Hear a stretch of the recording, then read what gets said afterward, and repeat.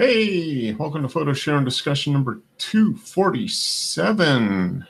Number 247, September 9th, 2018. Hope everybody's doing well.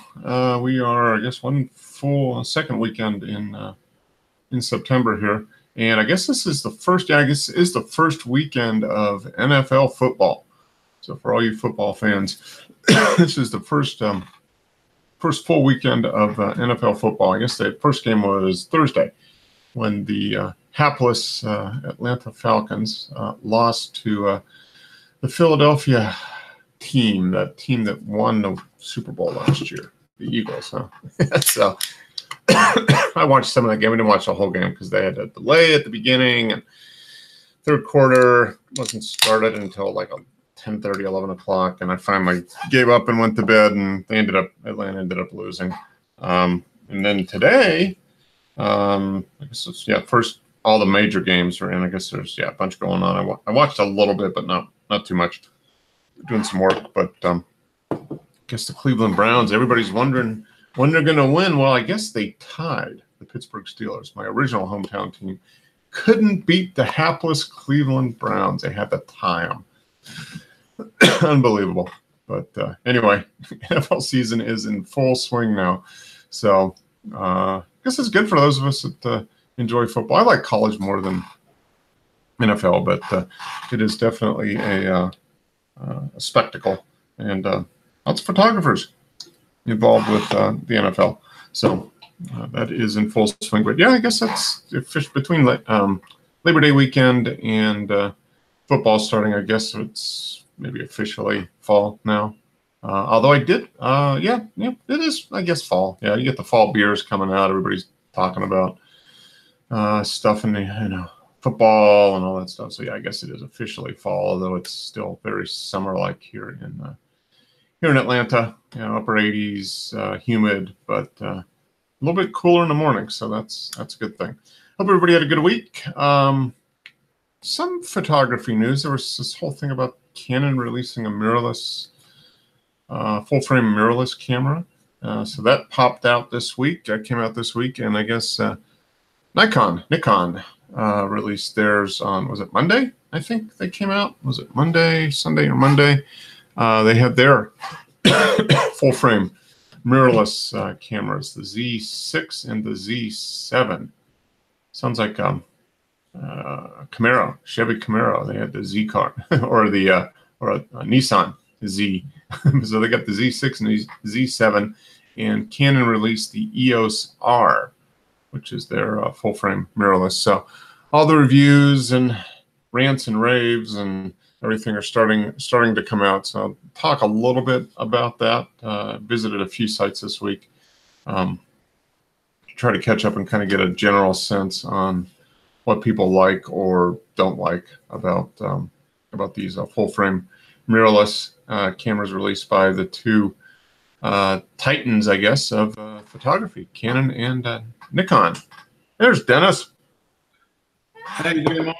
Good. How are you? Yeah, bearing up. Good. I figured you probably heard me talk NFL football, and that got your attention. So you figured. Oh yeah, obviously I look straight on. Yeah. I gotta give my opinion on football. So I was talking about the full-frame mirrorless cameras are both out now from Canon and Nikon. So right. Did you do any looking around to see what the reviews were, what people liked or didn't like about them?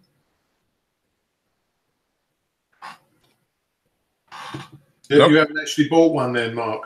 No, they're showing up tomorrow. Yeah. Oh, fair enough.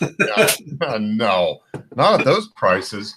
I think the Z6, which is their the cheaper of the two Nikons, is $1,997, or basically $1,800 to $2,000, and then the Z7 is $3,000, something like that.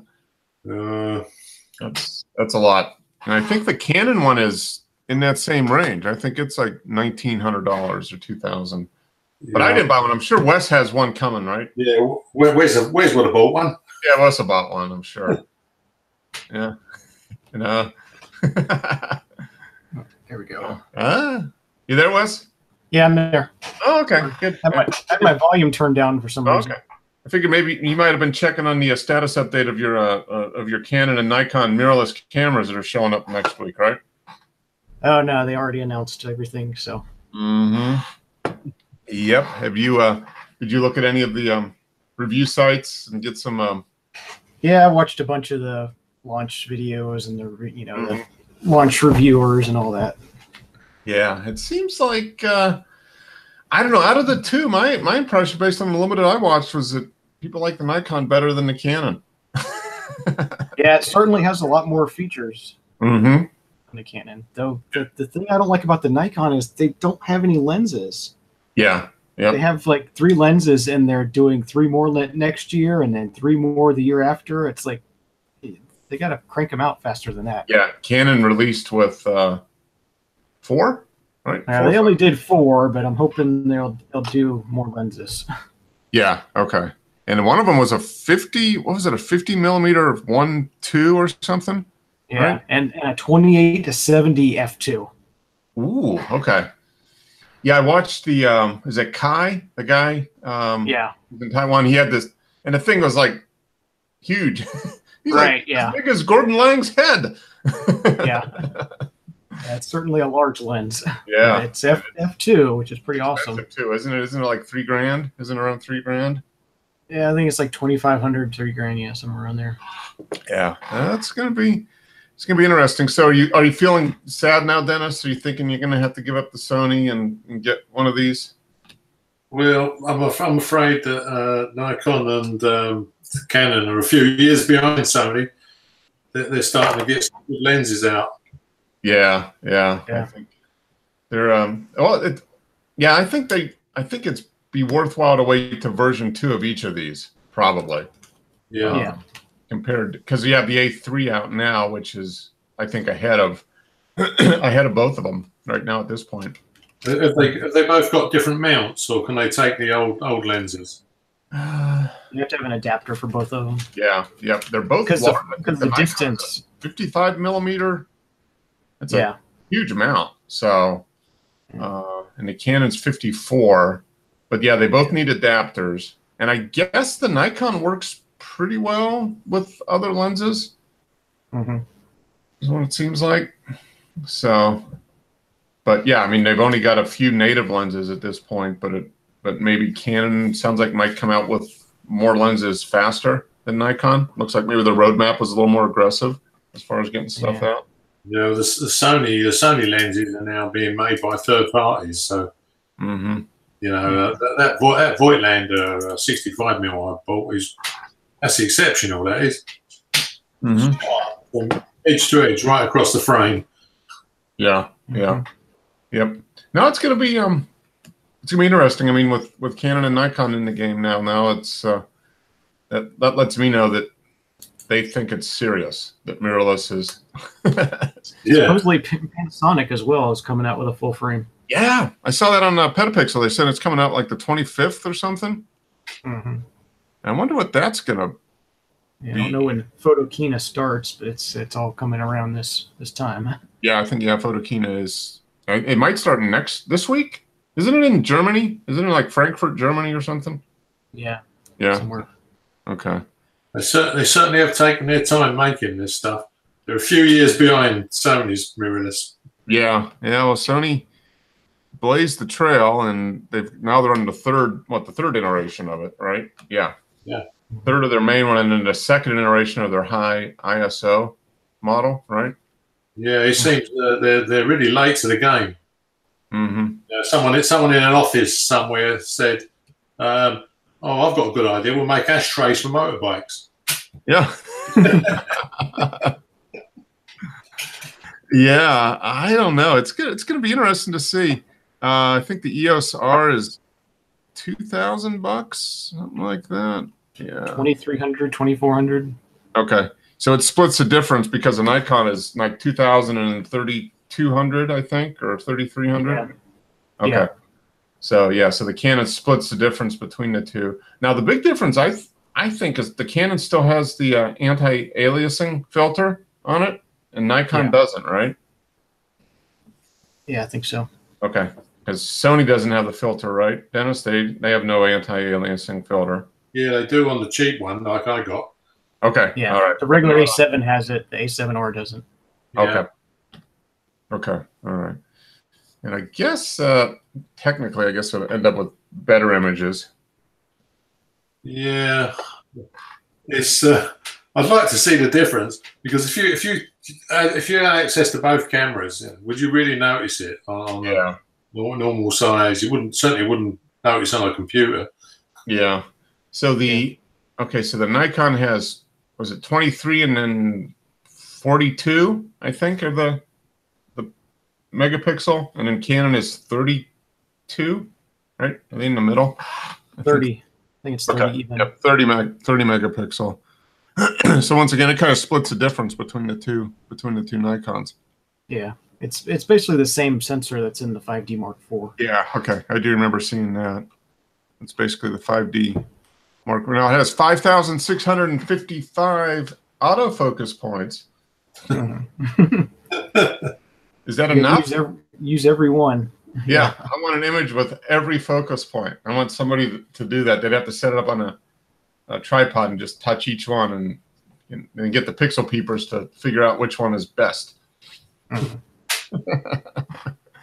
Yeah, that's interesting. I mean, I don't think I'd be buying one anytime soon, but I think the next version of each of them will probably be, it'll probably be what, 2 years, you think, before they'll come out with the second version? I'd be willing to bet there'll be another more pro model coming in the next year. Mm-hmm. Both brands probably. Okay, all right. Yeah, which the one thing that the Nikon does not have, it doesn't have the fully articulated screen. It's just got the tilt. It doesn't have the flip around, which I guess is better for vloggers, I guess, if you're going to use one. And I guess both of them do pretty good on the focusing while video. So that's encouraging, I guess. And they both do 4K, I think, right? Yeah. Yeah. Canon's is heavily cropped 4K. Yeah, like a 1.7 or something like that. Yeah. Right. So the Nikon gives a wider, closer to native size, right? I think the Nikon is full frame 4K. Yeah. You got to think. I don't know why Nikon didn't put a fully articulated screen on. That's kind of interesting. I would think that wouldn't have been that much different. They probably could have gotten the same, essentially the same cost, and then that would have. And it's not like they haven't done it before, because I think it's a D5500 or something has it. Yeah, that's what I was going to say. I think they do have a couple SLRs that have it. So pretty much just grab that part out of the bin and slap it on the back of the camera and call it good. So, that's it. That's interesting, though. Yeah, I guess mirrorless is probably going to be, it might be the death of the SLR. What do you think? I think this is. Yeah, I think the SLR's days are numbered. Yeah, I mean, I bet you we're down. I bet you we're within 5 years of both Canon and Nikon only having maybe one SLR in the lineup. Everything else will be mirrorless. What do you think? Yeah, I think mirror slap is going to be gone for good. Mm-hmm. Yeah, and they've got they're starting to perfect. The processing power is getting up there now, so they can do the mirrorless and give all the more than enough features and all the stuff there. So yeah, I don't know why you would need a mirror anymore. Yeah, I don't think you even need a shutter anymore, because it's all going to be electronic in the future. Yeah. Mechanical shutters will be gone soon. Yeah, that's it's interesting. I'm waiting for one of you guys to get one to test it out. But I've entered Tony and Chelsea's contest, so I'm hoping to win one. Oh, okay. You and a million of your closest friends, probably. Right. Yeah. Which one are they giving away? One of each? Are they giving away one of each? It's your choice, I think, is what it is. Okay. So if you won, which one would you get? I get the Canon. Get the Canon. Okay. Just because I already have Canon glass, so. Yeah, that's true. Yeah, you'd be able to, you'd have more utility right out of the box there. Yeah. Right. Yeah. I don't know which one I would get. Since I don't have I don't know. I might get the Nikon. I might get the Nikon. Yeah, the Nikon is a cooler camera for sure. Yeah, but yeah, if you've got the investment in the Canon lenses, yeah. That's going to be the biggest determinant, I think, for a lot of people that are deciding whether to, unless they just want to go, just get rid of everything. But for people who have an investment in either Nikon or Canon lenses, that's probably going to be the biggest driver of who gets it, the majority of the initial sales, I would think, within the first few months. Mm-hmm. So, do you think the manufacturers will ever get a standard mount so you can use anybody's lenses? No. That's their secret. That's their secret sauce. That's like, it's funny because the large format cameras you can use anybody's lenses on them. Yeah, you can. You can. You just have to have. Yeah, I mean, pretty much. Yeah, as long as you got the, you have to have the right. Well, that's not really that hard. You just have the right board to go on the front of the camera, and there's only really two, right? The Toyo and the Linhof are the two basic board size. There's only three size holes to worry about. Yeah, it was pretty straightforward. No, but I think for for interchangeable lens cameras, I mean, I think they're each going to keep their own mount because that's what ties them in, locks people into the architecture. It's very expensive changing systems. Mm-hmm. Oh yeah. No, if you got a photographer that's looking to get rid of, maybe he's got like a 3-year-old, I don't know what Nikon will be the D850, like what Simi has. I mean, or is that the 800, right? 800. 750. Yeah, to get rid of that, I mean, that's kind of that. It's a few years old, and he'd be thinking about the upgrade. Well, maybe I can get the mirrorless. So he's going to get the Nikon, I'm sure, just because he's got the lenses already. So wherever he buys, he has to buy a waterproof camera. Mm-hmm. Now, the one advantage to the mirrorless is for the camera tossing, you can't toss it up higher. Probably there's going to be less strain. It's a little bit lighter overall. Yeah. Are these new mirrorless cameras light? Are they lighter than a DSLR? A little lighter. Yeah, they're not as tiny as as they could be. I think in some cases they probably kept the body size a little bigger than they would absolutely need to, just to. Yeah. And they're magnesium too, so they're not plasticky. Yeah. The Sony cameras are getting bigger every time they bring a new one out. Yeah. Now the flange distance is like 16 millimeters on the Nikon, and it's 20 on the Canon, right? So yeah. So that's going to be what the shorter distance is better for flexibility, or I mean, if you've got the back of the lens right up against the sensor, you can adapt anything to that lens, basically. Yeah. So that might be that. Maybe that's what Nikon's figuring. Maybe because of that, it gives them more flexibility. So there's going to be an adapter that comes out for Canon lenses to go on the Nikon mount. Nikon should do that themselves. They should come out with a mount. I expect that Voigtlander are actually making a close focus adapter with a helical, so you can fit both. Mm-hmm. Yeah. And Sigma and Tamron will probably. I wonder if they're developing lenses already for these cameras. Oh, yeah, they're probably well advanced, ready for manufacture. Yeah, get their art series of lenses, because those are. I know Pat is. He said he's probably going to switch over to all of those. Is what it sounds like. I mean, he's getting close to just going all Sigma, pretty much. So. They make nice stuff. Yeah, they do. I love my 2 Sigma lenses. So. And Joe likes his, and Pat likes his, and a good thing. Now, speaking of liking cameras, do you guys see the story about the which camera that large cats prefer? No. I'll share the screen here. I mean, I think it's important. If you're this depends whether it's a good thing or a bad thing. But apparently, I saw this story. Lioness steals photographer's Canon and gives it to her cubs. Wow!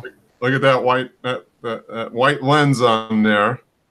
Wildlife photographer Barbara Jensen was photographing a pride in Botswana when she had her camera stolen. She had another camera ready and captured a picture showing what happened. Lucky she had her backup with her. Yeah, a 7D and a Canon 100 to 400. That's a couple $1,000. Yeah, when she accidentally dropped it. Upon hearing the thud, the lioness growled and then approached the group to investigate. So they got back in their vehicle. Lens looking up, she gently flipped the camera on its side and picked it up by the barrel of the lens. That's great. Wow. And carried it distance before dropping on the ground. The cubs then pounced on the new toy and began playing with it. Yeah, that's...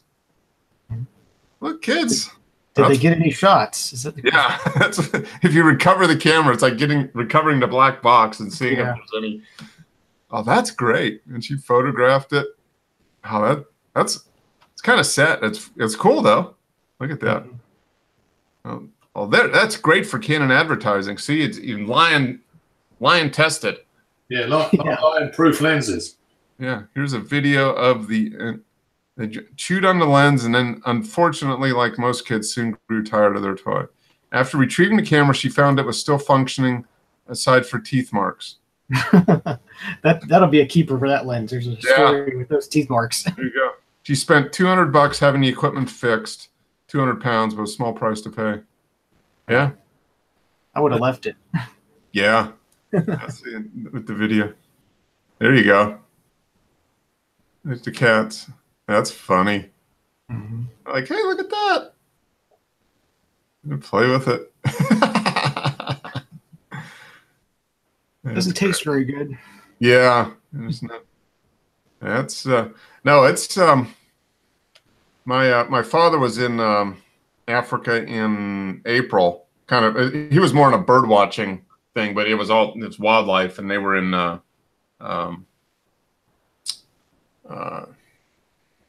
Botswana, I think. Yeah, and he said, yeah, I mean, they do whatever they want. If they're lying in the road, you stop or you drive around them. You don't do any, you're not allowed to disturb them or do anything. Whatever they want, they get. So that's great. The cat. That's funny. So yeah, I mean, so now she probably good for her business. Actually, this is probably the best thing that could happen to her. Get the camera stolen and. Well, I expect she's got proof when she puts her claim into the insurance company. Yeah, for $200, but only a couple $100 to get it fixed. Basically, that's pretty good. But yeah, so I guess big cats prefer Canon. Yeah, that's funny. So that's cool. So yeah, that's kind of interesting. That was kind of fun. And then what else was I seeing here? Fuji, their X-T3, that's a new one. It's was that their APS-C sized camera, right? Yeah. 4th gen. It's got a 26 megapixel. Huh. Micro. Yeah. Okay. So not quite bigger. 26 megapixel. Wonder what the price is going to be on this sucker. 1,500, I believe. 1,500, okay. Native ISO 160 to 12.8. Okay. Huh. It's going to be interesting to see how the smaller mirrorless sell now. Now that you've got all three competitors in the full frame mirrorless. I wonder what. Maybe I don't know. Will APS-C suffer and Micro Four Thirds still stick around because it's still so much smaller? I mean, there is definitely a size difference between the two of those, between like Micro Four Thirds and Yeah, I don't know, because it's kind of strange, because with Panasonic going full frame, are they giving up on Micro Four Thirds? Is this the end of Micro Four Thirds? Yeah. Micro Four Thirds will die. All these full frame cameras are coming out. They're going to take the market. Yeah, I think you're probably right. Well, I guess I'll hang on to my Olympus for a while, and then probably the next digital camera I get will probably be if I get one, it'll be a full frame mirrorless. I'm just assuming that's probably going to be the next one. You've got no crop factors to worry about. If you put a 50mm lens on it, that's what it's going to do. Yeah, yeah. And I will. I mean, I'll always have a digital camera. I mean, I'm doing mostly film. You know, the little bit of shooting I'm doing is mostly film, but you know, I will always have a digital camera. So just be a matter of which one to get next. Because I think you're right. I think 4/3 might be under pressure now because it's. I mean, there's definitely still a size advantage to 4/3. I mean, from compactness, but is it really that big a difference now? There's not much in it. When I had my Micro Four Thirds camera, weight-wise, it wasn't a lot of difference between the Sony A7 and. Yeah. Yes. I mean, so you're pretty much not using yours at all anymore, right? You haven't. What, the Micro Four Thirds? Yeah. No, I sold it.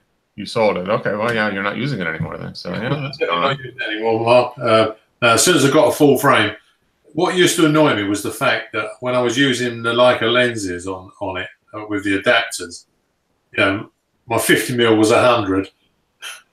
Yeah, the 90mm was 180mm. It's just, you know, does me head in. Yeah. Depth of field is just not comparable with a full frame. Yeah. No, that is the one disadvantage, and with the Sony being, it's bigger but not dramatically so. So the size of the camera body's nominally the same. You know, no big difference there. But you're obviously bigger, but you get a lot of advantages. Yeah. You pay a lot of money for a f1.4 lens, but you're getting a depth of field of a 2.8. It's just yeah, right. That is the downside. So 2.8 lens. I mean, it is f1.4. It's fast. Mm-hmm. Depth of field is just not there. Yeah, because the sensor's half the size. Yeah. I think that's. I think I'll just have to start saving up. In a couple of years, that's probably going to be the next. I'll go back to a larger camera. It'll be mirrorless because I don't think I'll ever get an SLR again, and that's pretty much for sure. I was looking at Nikon's got an SLR. One of their full frame. It's the retro one. I can't remember the number of it now. It's Nikon F something. Yeah, so F1 was it? Something. Yeah. It costs loads of money, and it's not very spec'd up. No. But it does take all the Nikon lenses. The F3, is that what it is? No. Yeah, it looks an old camera. It looks like an Olympus OM. Okay. It's digital, but it looks like an old FM or something. Okay. All right. Maybe it's just called the Nikon F, I think. Yeah. Okay. They are megabucks, even secondhand. Huh. Yeah. They got the same sensor as a D4, is it? Okay. But it's got a retro look feel. All right, so let's see. Nikon USA. Nikon DF. That's it. Yeah. Okay, digital F. Okay, that makes sense. So let's see. So it is DF. I got the D850, the D5600, the D. Man, I got so many. There's the D5, D5500, D750. Wow. Yeah, the DF's supposed to have $2,800. Yeah, the DF has got the same chip as the top of the range D4, was it? When it was their best-selling camera? Yeah, it's got, it's a 16 megapixel. Yeah. Huh. Should be all right in low light. Yeah, 5.5 frames per second. That's the one that went to like 256,000 ISO or something. Yeah. Yeah. Yeah, expandable to 2048. Oh, 204, okay. So yeah, it's got the with the smaller megapixels, it's got each pixel's larger, so you can do better. That's kind of the same concept as Sony does with the what is it, the A. Yeah, the Sony's got an S, isn't it? It's a 12 megapixel. Yep, and it goes way up. Yeah, it's basically can see in the dark. Yeah. Mm-hmm. So this is $2,700 retail. Yeah, I was looking at a second-hand one, but I thought it's still loads of money. Wow. Yeah, $2,700 body only. And then the special edition kit, $29.99. So that whatever that is, it's probably like a Zoom. Wow. No, I'm not getting that one. It looks nice. Yeah. Yeah. But I've got a Niker It looks just like this, except it's 50 years old. And it's got a magnesium, it's got a titanium shutter, and Yeah. and it's full frame. Yep, full frame. Wow. I wonder how many of these they sell. That's interesting. Yeah, I don't think they sold as many as they wanted to. Yeah. It's a bit of a niche camera, that one, I think. Yeah, for sure. So it's got the it's got a low megapixel count, but it's very I am pure photography is what they say. Interesting. Yeah. Purely expensive photography. Yeah. Yeah, there's no video on it. Okay, it doesn't do video at all, huh? Just still. It's just the camera. Oh, that's interesting. Yeah, well, I think it's probably within 5 years you're not going to have SLRs anymore. It's all going to be mirrorless or some variation of mirrorless. I'm still waiting for him to bring a camera out. What makes phone calls? We've gone full circle. Yeah, that'd be the new feature for our latest full frame mirrorless camera is make calls. Yeah, your $256 million screen at the back will be a numeral pad, which you touch. Make calls from your viewfinder. Yeah. When you're out taking your pictures, you just send them straight to your house. Yep. Send them straight to the computer. Yep. Okay. Yeah. Okay. Well, now I'm not getting to DF anytime soon. I don't think. That's crazy. So, any purchases this week? Anybody? I know you guys didn't get the mirrorless camera. Anything? Any new equipment? No, not this week. No, none for me. Nope. Okay. Well, it looks like you developed some film this week, Wes. Is that right? Is that what I Yeah, saw? and I found out my problem too. Why I was getting dark negatives. Oh, okay. All right. And what was it? I guess I'm supposed to shake the chemicals before I use them. Oh, so they weren't mixed up properly before you poured them in the tank? Yeah, because I developed another one yesterday and it came out dark again. And then I'm like, okay, let me research this. And some people were talking about aeration and shaking and doing that kind of stuff. So I'm like, oh, I'll shake the chemicals and see what happens. And then the next roll I developed after that was normal again. So I think so it you was just... you shook up the chemicals before you added them. Did you agitate while you were developing at all or not? Well, yeah, I always agitate during development. But but you didn't shake up the chemicals vigorously before you started, huh? No. So I guess they settle maybe or something, but those chemicals you used, Wes, they were powder form, weren't they? Yeah, they were. Yes, so that's probably you have to probably mix them up. Yeah. Yeah. Well, I mixed them up. They suggested mix them up at least 24 hours before you use them, which I did, and then the first roll was fine, and then after that I started having problems. The technical kits you buy, the technical kit for C41 is all liquid. Mm-hmm. You're not mixing powders, because even when I used to do black and white and make my own developer up for the photographs and film, you had to really stir it, because if you looked in the bottom of the bottle, you could see the grain still there, not dissolved. Yeah. Okay. Well, I guess now I know to shake them before I use them. Shaken, not stirred. Yeah. The James Bond film developing method. Shake it like a Polaroid picture, I guess. Yeah. Yeah. Huh. Interesting. Well, let's jump into that, because I was gonna go to I was gonna try to go into the dark room this week, and then I got busy, and so I wasn't able to. So I'm gonna try to go in 2 weeks into the dark room and take some of my large format and try to actually print them. So that should be interesting. Right. Yeah. That'll be my. I can't do it next week because I've got something going on Saturday morning, but I'm gonna do it. So 2 weeks will be what, the 22nd? Yeah, 22nd of September. So I will try that. It'd be interesting, Mark, once you see print yourself a real photograph straight on photographic paper, and then compare it with a scan. Yeah. It's the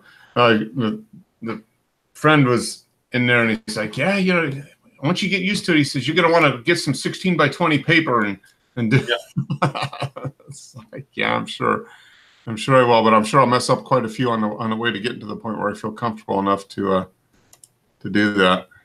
Well, always when you're using 16 by 20, Mark, you're going to have to do some test strips. How's that be expensive? Well, I want to do test strips on the 8 by 10. I'll use the same. It's going to be the same paper, just 16 by 20. Yeah, I didn't bother using test strips on 8 by 10. Yeah. But when I use the bigger stuff, I have actually sliced it up and into strips. You only lose one sheet. It does loads. Yeah, that's right. Yeah, one 16 by 20 sheet will give you a lot of test strips. Yeah, will do. Yeah. Like 20 or 30 test strips. So. Yeah, I mean, you say you got the same paper in 10 by 8, but you got to make sure it's the same batch. Yeah, that's true. That's true. Yeah, because there probably is differences from batch to batch. Yeah. Yeah. So now I think I'll start off with the regular size paper first, and then get comfortable with the process, and then go big. Go big or go home, right? Yeah. I was looking at buying a Duca Safelite for color. I have got one, but the lamp's gone, and apparently they're impossible to find new lamps, and Osram don't make them anymore. But you can use a Safelite in the darkroom when you're doing color. Mm-hmm. But when I was reading some of the forums, they're going like, there is no Safelite. Oh, really? There is no light is really safe. They're saying like, if you can get used to doing it in total darkness, then do it, because apparently the RA4 paper they use for the color is made for the printing machines, and it's fast. So they're saying that the Safelite was made by Osram. Mm-hmm. He's still going to fog the paper because the paper is so fast now for the machines. Okay. Yeah. So that makes sense. yeah, I didn't know whether to take a chance and pick one up. I don't know. It depends. I guess it depends how expensive it is to get the light, and they usually go for how much are you willing to waste to see if it works or not. Yeah, 40 or 50 pounds. I think they go for the old ones on eBay, like. But yeah. Well, you could buy it, and if you weren't happy with the results, you could turn around and sell it for the same or very close to what you bought it for anyway. Yeah. Yeah. Not much risk on losing, on losing your money on that. See, fog. Yeah, it would be nice to have, not so much for the developing. I got used to doing it in total darkness, but when you want to cut test strips on sheets of paper, yeah, in complete darkness is virtually impossible cutting up strips of paper.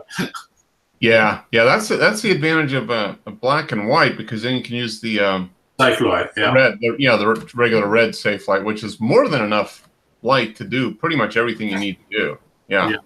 There's not any real issue on having enough light to at least see what's going on. So yeah, it'd be interesting. Your photographic club you belong to, they do color, do they, in the darkroom?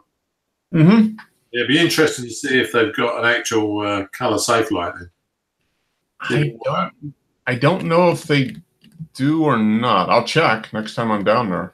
You're going to have a red light for the black and white, but yeah.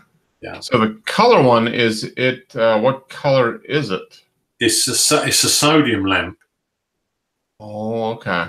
And when you switch it on, you have to give it 5 minutes to warm up to get to the correct temperature.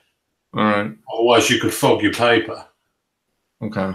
Yeah, and you don't turn them off. They've got a shutter inside which you can you turn and it closes an iris basically, so that you can focus up the enlarger. Okay. You mustn't turn them on and off because they're sodium and they've got transformers and they don't appreciate being struck up when they're hot. Okay. Yeah. So you just block light rather than turn it off and turn it back on. I can't remember what it was now. It's something like 100 odd nanometers is a gap in the paper. Oh, okay. Color paper doesn't see the light frequency. Oh, okay. So it's just filling in the one particular spot in the spectrum where the paper doesn't see it. It's specifically made for the gap in the paper. But if the lamp gets old, maybe the spectrum increases slightly. Yeah, it doesn't sound like there's much room for error. Yeah, it has to be well made, and it has to be in good shape. Otherwise, you're going to mess up your paper. Yeah, I did read there was an LED color safe light. But I haven't. Oh, I would think, yeah, that would make sense because you can have the LED do whatever you want, basically. I mean, very precise. Yeah, you can make an LED give off the exact frequency so that it's not seen by the paper. It lasts forever. Is inexpensive. Yeah, turn it on and off a bazillion times. Nothing's going to happen. That's it. Yeah, you could shut that on and off with a switch with no problem. There's no strike up time, no warm up time. Yeah, that's probably. I wonder how much does it would it cost? I can't imagine it costing that much. It's just tuning the output to a certain wavelength, essentially. They changed the colors on the LEDs by altering the angle of the anode and cathode. You know. Okay. I mean, they could do it, but I don't suppose there's enough market for the manufacturers to. Yeah, that would be the thing. It would be a volume issue. You have to, because if you're going to do that one special light like that, you've got to have enough. Well, it could be real expensive, I guess, but yeah. Unless there's another specific use for that particular wavelength. Yeah, that's true. Yeah, you need it has to be absolutely precise. Right. And well, electronics would keep it in frequency. Yeah, but it would be so much easier to use the safe light when you're doing color. Yeah, I could see. So it's challenging enough loading film in the dark. I just don't think I would be very good at doing all the other stuff you would need to do in the dark. You know, the test strips and. When we was developing the color 10x8 in the Nova, we got a three Nova developing tray, heated, and it's got 3 slots. So you had your developer and your stop bath and your Blix. Okay. In 3 slots, but you take the paper from under the enlarger, and you've got to put it in the right slot because Tim, when he had a go, he stuck the paper in the Blix hole first. So that was the end of that. You know? Yeah, it's almost like you need something on top of like a different shape or something, so you could feel and say, okay, this is the square, so that's first, and second, that type of thing. What I did, Mark, I had the tank right in front of me where I was going to work. Okay. I just put my hands on the edge of the tank, and you can feel the first slot. And then you've got the paper on a clip, and you guide it into the first slot. It's only 15 seconds to develop in the chemical. Wow. Okay. Take it straight out again, and you've got to have your fingers over the next slot. Yeah, that's It takes some agility, of which I don't have any. So that would be a disaster in the making. And then of course the last slot is the Blix. There's not a problem with the Blix. Once you got it in there, you can turn the light on. Yeah. But I found the real problem was hitting the button on the timer and then putting it in the hole, and when the timer goes off, taking it straight out and shoving it in the stop bar. Yeah, into the stop, because every second it takes for you to put it in the stop is. Yeah. When you got a 15-second development time, it's just terrible. Yeah, you've probably only got a second or two really of error. All your colors are going to change. Yeah. But it was. I think I'll stick with black and white. Yeah, but it was impressive, Mark. I mean, the first color picture I ever developed, it was in complete total darkness, and I'd got it into the Blix. Then I turned the light on and I lifted the clip up, and there was a really good all color photograph. All the colors were vibrant, and I thought, wow, that's terrific. Yeah, but it sounds like a low percentage success ratio. I don't know. It wasn't too bad, but of course the problem is you're in the dark room, and then yeah, you can wash the print off. You take it out in the daylight, and that's when you find all your colours are not quite what you thought they were. yeah, that's true. You put them under daylight. Yeah, you've got to start altering the filter pack in the enlarger, you know.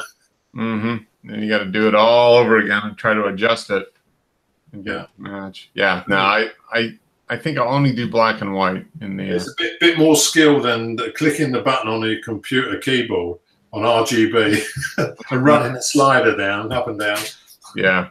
It's it's a manual slider. You've got to do it all yourself in the dark within a couple of seconds. Yeah, then you got all the mind-boggling stuff because you're working in subtractive colours. Mm-hmm. So if you want more blue, you know, you got to adjust your yellow and yeah. You got to think backwards. You have to think quickly. You have to think backwards and upside down quickly. Yeah, you got to know your subtractive colours, and by reducing one of those colours, what it's going to do in the positive side. Mm-hmm. Yeah. It's now people that can do that. That's a real skill. You know, being able to do it in the darkroom, I would imagine would be lots of trial and error to get to the point where you were pretty consistent at it. But once you got it, I think it would be. What I've done is the filter pack on the enlarger. I wrote down the colours, you know, the cyan and the yellow, so that I can adjust. I wrote it down on a piece of paper, so if when I'm using that film again, I can dial up the filters on the enlarger. Okay, yeah, you get it set for that particular film, so you get it dialed in before you do anything. Yeah, and of course your times change as you do bigger photographs when you're lifting the enlarger further away from the paper. Yeah, because the light isn't strong. That's it. Yeah, if you're doing small pictures, I usually shut the lens down to like f8, you know, so give myself more time, less error. Yep. Yeah. No, I think I'll stick with black and white for a while. Anything that's in color will be any good image I want in color will be professionally scanned and printed. How about that? Yeah. I was doing black and white, Mark, and you know, sometimes you do like 12, 15 seconds under the enlarger before you turn it off. And I've done the same thing with the first color picture I ever done. I gave it 15 seconds, put it in a developer, and I had this really dark black picture. There was no color whatsoever. It was just completely black. One color was just completely solid black. Yeah, all of the colors completely saturated. Yeah. Well, speaking of colors, let's jump in to see what we've got here, because I think Simi posted a few images. Now, I think he should upgrade to the mirrorless because that would give him be able to toss the camera higher and get a little longer exposure. Yeah, well, technically, the lenses should be closer to the sensor. Mm-hmm. So that should give him sharper, clearer pictures than he's getting on his SLR. Yeah, I mean, it sounds like a no-brainer to me, Simi. When you watch this, professional recommendation, just get the Z7. I mean, that's why the rangefinder cameras get sharper, clearer pictures than SLRs. Mm-hmm. Because the back of the lens is virtually on the film. Yeah. Nikon should just send him one. So they I can think some marketing. Yeah, you should just send it to him. Yep. Well, and get a Z7. I think for like a 6-month loan would be fine. I don't see a problem with that. So this is in West Haven, Connecticut. Some more boring along the ocean scene. So how long will it be before those guys on the internet, what's his name, Ken Rockwell, is it, and all those, Steve Huff, is it? Oh yeah, Steve Huff. Yeah, so he'll be there. Has he done a review yet? Have they not sent him one? He hasn't had it in his hand yet, but he did like a video about it. All right. Already. How about Tony? Is he? I wonder if he'll get one. Yeah, they were at the launch event in Hawaii. Okay. Yeah. Yeah, that Steve Huff is a real Sony fan. Yeah. And he's also a Micro Four Thirds fan. He's an everything fan. He's a Leica fan. He's a everything. Yeah, he loves his Leicas. Yeah. Especially if they give them to him for free so he can try them out. He likes them even more. Yeah, that's good. Yeah. That's interesting. I like the that, and then they got this grass down here, which is kind of cool. I think I cropped it. If you could just get rid of all this, Simi, just get rid of the land of the buildings. Yeah, get rid of the buildings. And do you reckon he's sharpened that rock up in the front? I don't know. I don't know if he could do any more than it is. I don't know. It's he probably did some sharpening, I would think, just in general. Just being out this morning. See if the clouds will break. Yeah, that's a nice shot. Yeah, that's one thing I can't get used to, Mark, with digital cameras is when you put the raw files up on the screen, they look awful. Mm-hmm. Yep, because there's been nothing applied to them. It just, pretty much. Man getting in his morning walk to enjoy the wonder of the... Oh, okay. There's the guy right there. Oh, that's a night. I like that. With the sun streaks coming up. And this was taken at, I don't know, probably like 6:30 in the morning. 6:30. I was off by 50 seconds. Yeah. 50 seconds. ISO 50 with the 24 to 120 f4, f11. 1.3 seconds. Yeah. I like all the stuff on the beach, the seashells and stuff. Yeah. Very nice, Simi. Good stuff. There's some more sticks in the water. Old structure leading out into the sound. Sea Bluff. He likes that 24 to 120. He uses that quite a bit. You managed to get this one into 75 groups, Mark. Mm-hmm. That's pretty solid. That reminds me, the pictures I posted a couple weeks ago, I didn't put them in any groups. I guess I should put them in a few groups at least. I didn't Flickr cap the groups you can put them in. You can only submit to 60, but I think you can get invited to more than that. Okay, that must be So he probably submits to however many, 50 or 60, and then he gets invited to a lot. Yeah.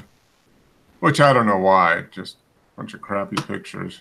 It's invited to all this stuff. And just some old busted up wood, Yeah. Broken post sitting in a puddle of water. I don't know. Mm-hmm.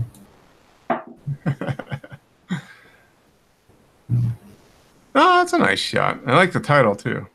The Broken. 1/8 of a second. And 67 groups. Very nice. Yeah, he gets out almost every week.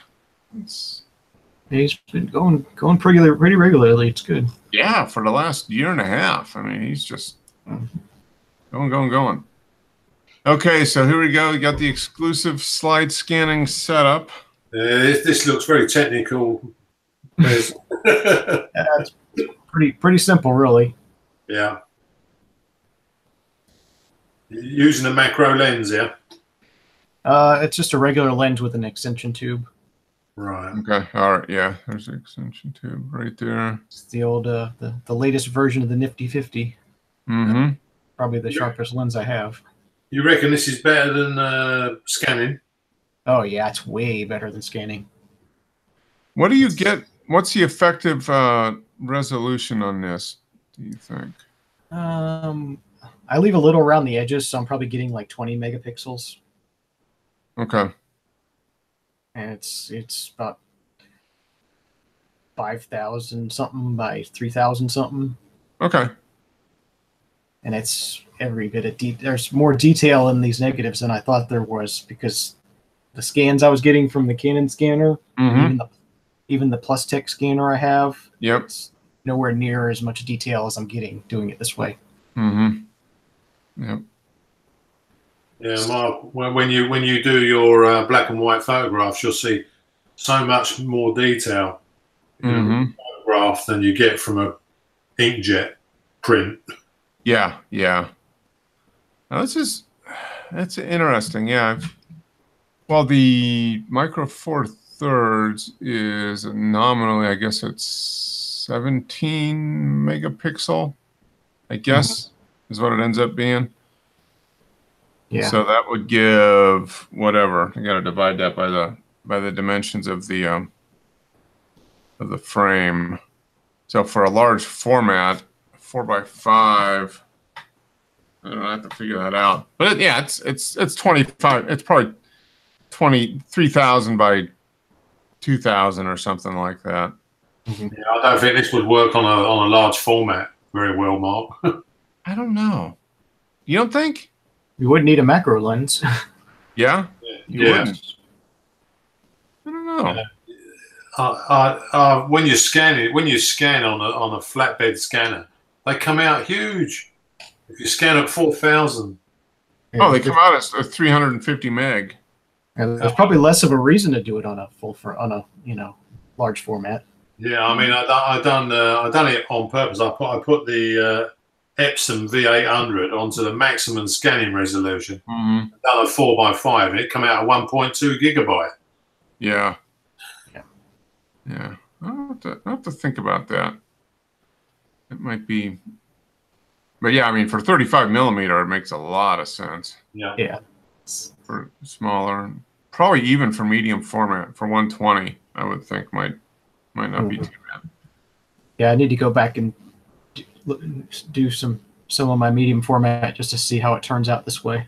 Yeah, I'd be interested to see what you get with that, because yeah, that might be worthwhile. But yeah, we've been getting good results with that. The only problem I see with medium format would be it'd be 6x6, so Yeah. your image circle is not going to be right. Mhm. Yeah, that's going to be the challenge. Okay, so this was last year's challenge. Yeah. Ignore the shutter speed. Yeah. Okay, Kodak Gold 400. Okay. Now I remember you talking about that you did actually shoot some stuff on film. Mm-hmm. This was taken October. So that's coming up again this year. That's coming up in a month. Yeah, it's like the 12th and 13th this year. Okay. And this is what, $2,000 or less? Is that what the limit is? Yeah, whatever the year is. So it's 2017 last year, and it'll be 2018 this year. Mm-hmm. No, but I mean, as far as the cars. Okay, Yeah, 2018.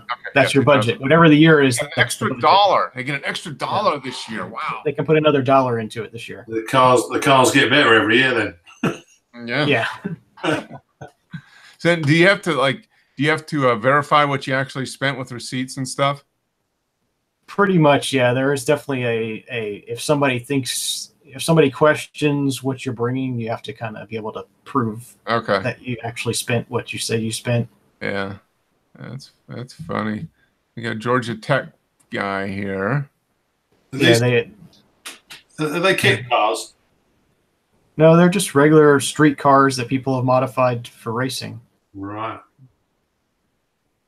So it's like what, is this a little Honda?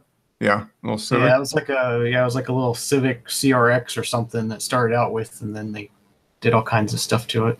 Okay, that's funny. Yeah, they got this aluminum. Looks like hand hammered aluminum front section.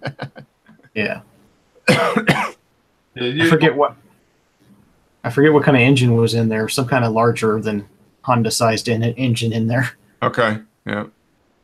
Did you have to have your cars tested in America? Your road cars?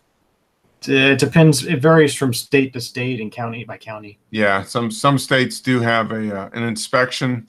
Like I know Georgia doesn't, but Pennsylvania does. The state I grew up in does. But some states have emissions and other states don't have emissions. So yeah, because in this country, every year you have to have your car tested. And it has to pass a Ministry of Transport test where they check everything, emissions, brakes. Yep. Yeah. And if you haven't got a test certificate, you get prosecuted. Oh, lovely. Yeah. So here we go. I can recognize this as a Miata. Yeah, that one's less heavily modified. Yeah, that's pretty standard. Huh. Is that an air scoop on the back?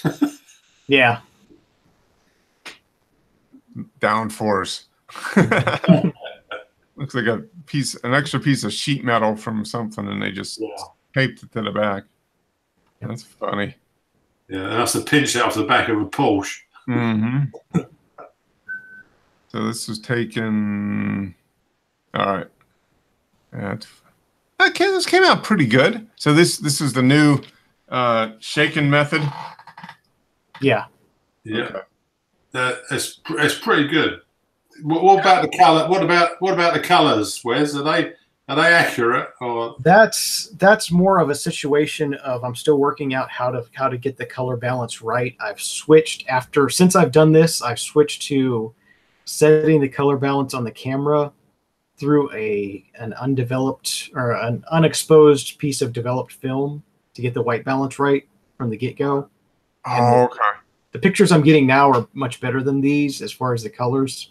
Okay. All right. So I need to go back and redo these, but it's still a lot of trial and error as far as the editing, because you got a negative file in Lightroom and you have to invert the tone curve first to get the colors to be reverse basically, and then all your adjustments are backwards. So your highlights are your shadows, your shadows are your highlights. It's all reversed. If you invert it, everything's back to front. Right, and like you were saying, all the colors are reversed too. So if you adjust the blues, you're adjusting yellows. And Oh, you're getting ready for your color darkroom, Wes. I'll be an expert soon here. Yeah, that's it. It is a lot of can be very confusing trying to adjust color scans. But the ones where I did the color balance in the camera using a clear piece of film. They were really close right off the bat. So okay, all right. I think I'm gonna do it that way from now on. Okay, yeah, that only takes a minute or so to figure out. Yeah, cool. That's neat. And you can go back and figure it out, and you can rescan these with the with the right color balance. Yeah. Once the thing's set up, it's bang bang bang. You can do a roll in a couple minutes. Yeah. That's nice. Neat way of doing it. Well, see, this is a real photographic forum now. The members are developing their own films. There we go. Sea Bluff, West Haven. Very nice. Yeah, like that. Only 7 groups. Come on, Simi. Must have just put this one up. Yeah, I think he did just a few minutes ago or right before. Yeah, nice shot. Yeah, you need to get him on the show, Simi. We need to talk into getting the new mirrorless, I think is what. Yeah, well, probably next week's photographs will be his mirrorless.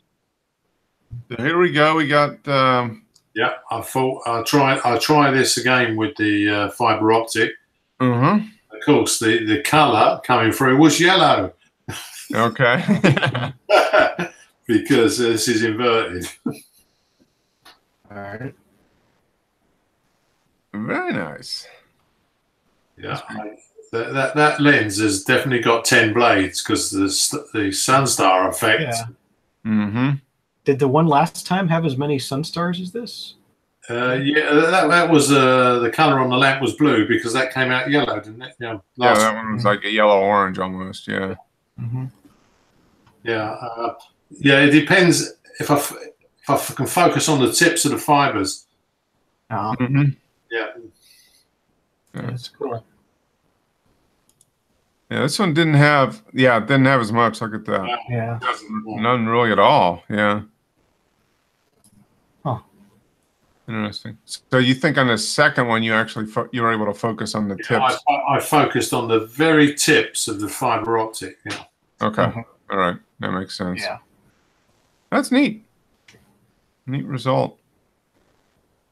Nice abstract. That's great. Yeah. Like Joe says, be ideal for your phone. It would be. Yeah. It'd be a great wallpaper for a phone. You can. Here we are back at Hadley Castle Yeah. Now this I went through some of my old scans of the film. Okay. I'd ignored this one, and when I played with it, I thought it shows the castle from a different angle. Mm-hmm. It makes it look like a castle instead of just bits and pieces. Yeah. Yeah, you get a little bit larger perspective on more of the ruins. Yeah. I had to play with the scan on this with the colours. Didn't think they were right, you know. But I think you got the grass pretty good. Yeah, the sky's got a bit of magenta in it. Yeah, there's a little bit of Is this a contrail or? Yeah, that's a rainbow type thing. We've got an airport just down the road from us, so they're usually the vapor trails. Yeah. Yep. Okay. But yeah, I mean, I think this might have a little bit too much, maybe too much blue in it or something. Yeah. I mean, because this is not. I'm assuming this is probably should be more gray. It's got a little bit of, but yeah, I don't know. You could pick this out just to select this section and adjust the color. Yeah, I think if I spent more time on it, it wasn't bad because this was the Leica with the 35mm. Okay. Yeah. All right. So yeah, and because it's undeveloped in the C41 again. No, it's neat. I mean, yeah, you've got a couple different. You got some wall. I guess this is a tower. Another tower here. Yeah, just getting on a bit now because it was about 1240, was it? This was built. Yeah, so yeah, 800 years ago. Yeah. So here, Cursal South. Okay. Yeah, this is this is used to be a dance hall place in the 50s in a seaside town. But this is actually in the main entrance, and this is film, no flash. With the Leica, and if I remember, it was something like 1/15 of a second. I had the strap pulled really hard against my neck to try and keep it steady. Okay. Because this was color film indoors, 100 ISO as well. Mm-hmm. And what film was it? You remember? I think it was Hector. I think. Hector. Okay. Yeah. Nice colors. It's good. Yeah, because they're all lit up. They got like tubes in them, and they. Yeah, look like supposed to be resemble neon or something, maybe. Yeah. Yeah. Yeah. Huh. Pretty cool. There we go.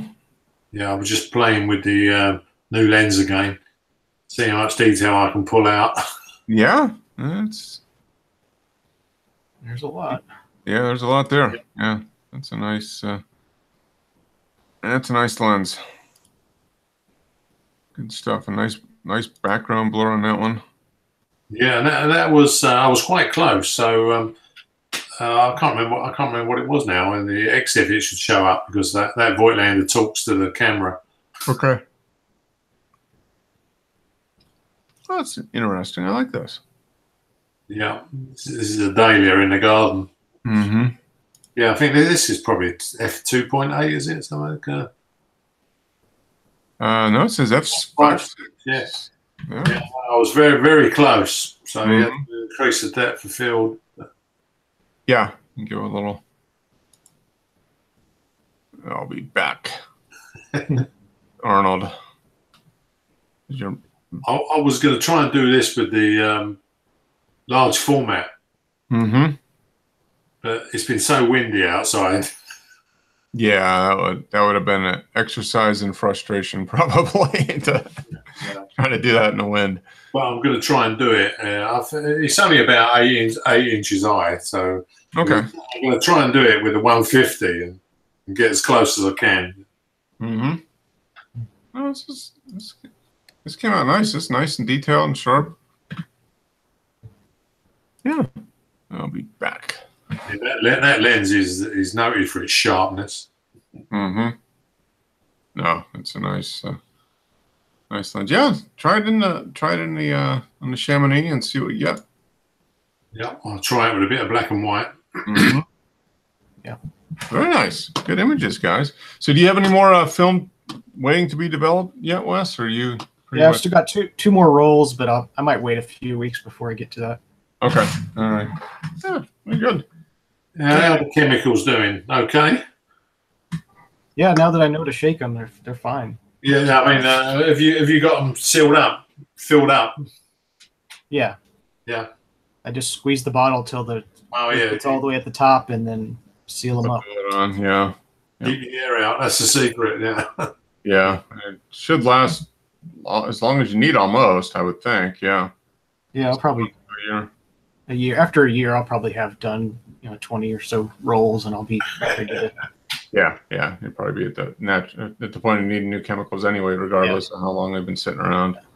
Yeah, we got a lot of films out there. C41 we used, and it lasts 9 or 10 months before we started getting weird colours. Yeah.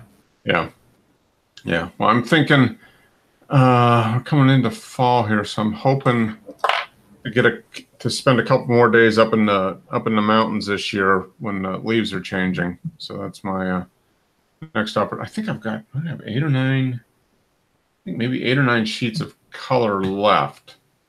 So maybe I'll do that and then get the chemicals at that point and do it. I think that's what the plan's going to be. Try to develop them. And into November, as we get into November, see what the.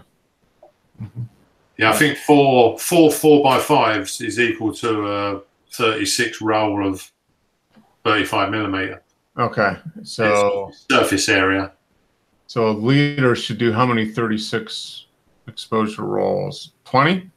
20 plus, yeah. Yeah. Some people are getting 30.